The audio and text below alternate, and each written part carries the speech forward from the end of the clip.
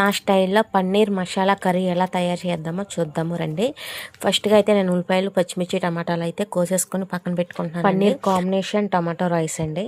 టమాటా rice కూడా చేద్దామని onions, పచ్చిమిర్చి, టమాటాలు కూడా కోసేసుకుంటున్నాను. కటింగ్ అయితే పూర్తయిపోయింది. ఈ లోపల నేను ఆయిల్ పెట్టేసుకున్నానండి పన్నీర్కి ఫ్రై చేద్దామని.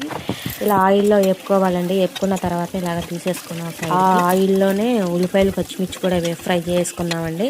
ఆనియన్స్ ఫ్రై అయ్యే లోపల ఈ లోపల జీడిపప్పు, పుచ్చపప్పు, గసగసాలు, ధనియాలు, దాల్చిన చెక్క, లవంగాలు ఇవన్నీ మిక్సీ పెట్టుకొని వేసుకున్నామండి. నేనైతే మిక్సీ పెట్టేసుకొని పక్కన పెట్టుకున్నాను. అవి కూడా అయిపోయి ఆ పేస్ట్ కూడా వేసేసుకొని బాగా కలుపుకున్న కారం, పసుపు, ఉప్పు వేసుకొని మళ్ళీ ఇంకొకసారి కలుపుకుందామండి.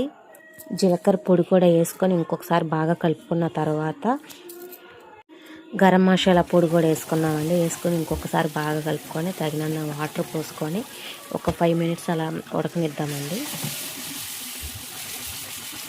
గ్రేవీ అయితే ఉడికిపోయిందండి. పన్నీర్ ముక్కలు కూడా వేసుకొని పెట్టుకున్నాం కదా, అవి కూడా వేసేసుకొని ఒక 10 నిమిషాలు బాగా ఉడికినిచ్చిన తర్వాత దగ్గరికి వచ్చేదాకా ఉంచుకొని కసూరి మేతి అయితే వేసుకోవాలండి. లాస్ట్న దింపే ముందు వేసుకున్న తర్వాత చూసారా కూర అయితే రెడీ అయిపోయింది.